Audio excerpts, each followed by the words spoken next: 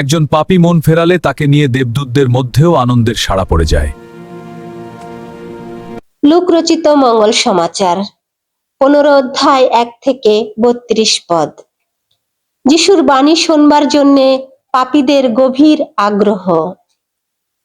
একদিন করগ্রাহকেরা ও অন্যান্য পাপী মানুষেরা যিশুর উপদেশ শুনবার জন্যে তার কাছে ভিড় করছে দেখে ফরিসিরা ও শাস্ত্রীরা গজগজ করে বলতে লাগলেন, দেখো, লোকটা পাপীদের কাছে টেনে নেয়, এমনকি তাদের সঙ্গে খাওয়া দাওয়াও করে।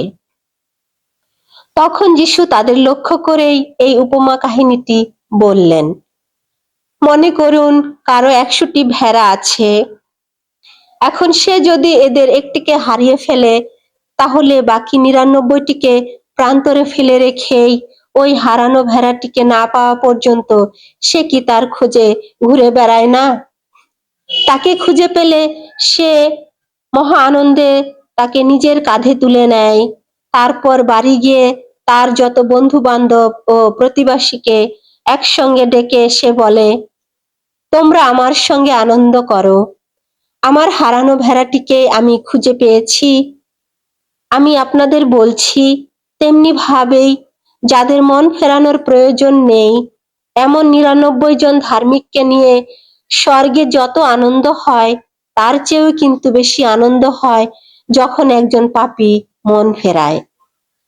কিংবা মনে করুন, একজন স্ত্রীলোককে 10টি রূপোর টাকা আছে। এখন সে যদি একটি হারিয়ে ফেলে, তাহলে সে কি বাতি জ্বেলে ঘর ঝাঁট দিয়ে টাকাটা না পাওয়া পর্যন্ত ভালো করেই খুঁজে দেখে না? আর সেটা খুঁজে পাবার পর তার যত বন্ধু বান্ধব ও প্রতিবেশীকে একসঙ্গে ডেকে সে তখন বলে, তোমরা আমার সঙ্গে আনন্দ করো, যে রূপোর টাকাটা আমি হারিয়ে ফেলেছিলাম সেটা এখন খুঁজে পেয়েছি। আমি আপনাদের বলছি, তেমনি ভাবেই একজন পাপী মন ফেরালে তাকে নিয়ে দেবদূতদের মধ্যেও আনন্দের সাড়া পড়ে যায়। যিশু আরো বললেন, একটি লোকের 2টি ছেলে ছিল। ছোট ছেলেটি একদিন বাবাকে বলল, বাবা, আমার ভাগের সম্পত্তি আমাকে দিয়ে দাও। তখন তিনি তাদের দুজনের মধ্যে তার ধন সম্পত্তি ভাগ করে দিলেন। কিছুদিন পরে সেই ছেলেটি নিজের যা কিছু ছিল সবই বিক্রি করে সমস্ত টাকা কড়ি নিয়ে দূর দেশে চলে গেল। সেখানে উচ্ছৃঙ্খলের মতো দিন কাটিয়ে সে তার সর্বস্বই উড়িয়ে দিল। সে সবকিছুই খরচ করে ফেলেছে। এমন সময় সেই দেশে দেখা দিল করাল দুর্ভিক্ষ। ছেলেটির এবার দুর্দিন শুরু হলো। তাই তাকে নিয়ে চাকরের কাজ নিতে হলো সেখানকার এক অধিবাসীর কাছে। সেই লোকটি তাকে নিজের জমিতে পাঠিয়ে দিল শুয়োর চরাতে।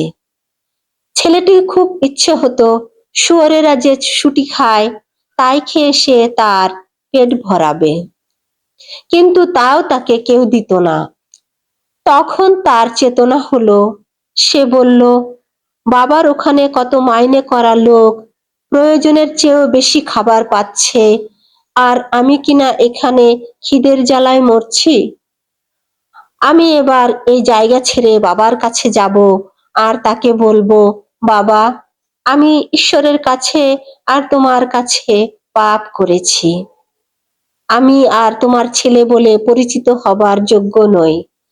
তাই তুমি আমাকে তোমার একজন মাইনে করা লোকের মতোই রাখো। সে তখন সেই জায়গা ছেড়ে তার বাবার কাছে যাবার জন্য রওনা হলো। সে তখনও দূরেই রয়েছে। সেই সময়ে তার বাবা তাকে দেখতে পেলেন। তার প্রাণটা কেঁদে উঠল। ছুটে গিয়ে তিনি ছেলেটির গলা জড়িয়ে ধরে তাকে চুমু খেলেন। তখন ছেলেটি তাকে বলল, বাবা, আমি ঈশ্বরের কাছে আর তোমার কাছে পাপ করেছি। আমি আর তোমার ছেলে বলে পরিচিত হবার যোগ্য নই। তার বাবা কিন্তু চাকরদের ডেকে বললেন, শিগগির যাও, সবচেয়ে ভালো পোশাক বের করে আনো আর ওকে তা পরিয়ে দাও। ওর হাতে একটা আংটিও দাও আর পায়ে পরিয়ে দাও জুতো। তারপর সেই মোটাসোটা বাছুরটাকে নিয়ে সে কেটে ফেলো। তারপর এসো, খেয়ে দিয়ে আনন্দ করা যাক। কারণ আমার এই যে ছেলেটি, সে তো মরেই গিয়েছিল, আর এখন সে বেঁচেই উঠেছে। সে হারিয়ে গিয়েছিল, আর এখন তাকে পাওয়া গেছে। তাই তারা সকলে আনন্দ করতে লাগলো। বড় ছেলে তখন মাঠে ছিল। ফেরার পথে সে যখন বাড়ির কাছে পৌঁছলো, তখন নাচ ও গান বাজনার শব্দ তার কানে এলো। সে একজন চাকরকে ডেকে জিজ্ঞেস করলো, এসব আবার কি হচ্ছে? চাকরটি বলল, আপনার ভাই যে ফিরে এসেছেন, আর আপনার বাবা মোটাসোটা সেই বাছুরটাকে তাই কেটেছেন। তিনি যে তাকে সুস্থ দেহেই ফিরে পেয়েছেন। এই কথা শুনে বড় ছেলেটি রেগে গেল। সে ভেতরে যেতে চাইল না। তার বাবা বাইরে এসে তাকে সাধাসাধি করতে লাগলেন। কিন্তু বাবাকে সে উত্তর দিল, ভেবে দেখো তো, এত বছর ধরে আমি দাসের মতো তোমার জন্য খেটে আসছি, একদিনও তোমার কোনো কথা অমান্য করিনি। অথচ তুমি তো আমাকে একটা ছাগল ছানাও কখনো দাওনি, যাতে আমি বন্ধু বান্ধবের সঙ্গে আনন্দ করতে পারি। কিন্তু তোমার ওই যে ছেলে, যে গণিকাদের পেছনে তোমার ধন সম্পত্তি নষ্ট করেছে, সে যখন ফিরে এলো, তুমি কিনা তারই জন্য মোটাসোটা সেই বাছুরটাকে কেটে ফেললে। তিনি তখন বললেন, বাবা, তুমি তো সব সময়ই আমার কাছে রয়েছো, আর আমার সবকিছুই তো তোমারই।